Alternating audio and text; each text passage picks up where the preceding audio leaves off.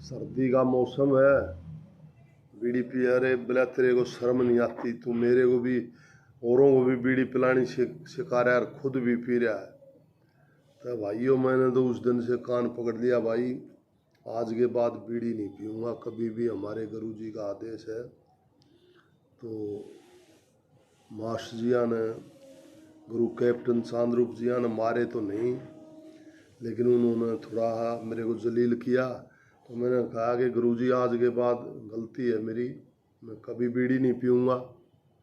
तो वो दिन आज दिन है भाई, मेरे ख्याल 50-55 साल हो गए। उस टाइम 17-18 साल का था मैं। तो लगभग ये मान लो भाई 48-45 लगभग साल हो गए बीड़ी छोड़े। तो उस दिन से मुझे भी ये पता लगा कि बीड़ी का बहुत ज़्यादा नुकसान है। मैं मास्टर चंदगीराम के पास रहा, गुरुजिया के पास, तो 64 किलो 62 किलो वज़न में लड़ता था। उससे ज़्यादा वज़न ही नहीं बढ़ा, 57 किलो 62 किलो यही रहा। और जब से बीड़ी छोड़ी, बीड़ी छोड़ने के बाद फिर 74 में लड़े, फिर 82 में लड़े, फिर 90 में लड़े, फिर सुपर हैवी में पहुंच गए।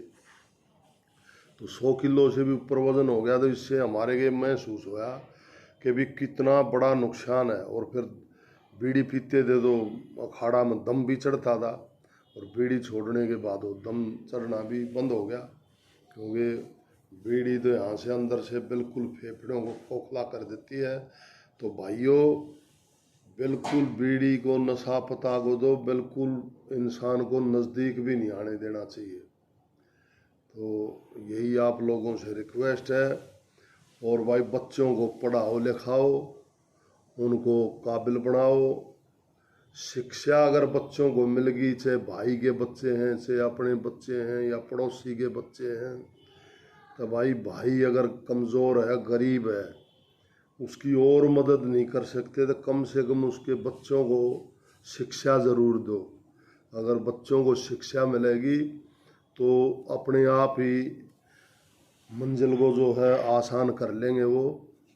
क्योंकि शिक्षा आज के ज़माने में, अगर हम तो अनपढ़ रह गए, हमारा तो उस टाइम को साधन नहीं थे, पैरा में ना जूती थी, ना चप्पल थी, ना ऐसे ही नंगे घूमते थे, नंगे पैर स्कूल जाते थे, नीचे टाट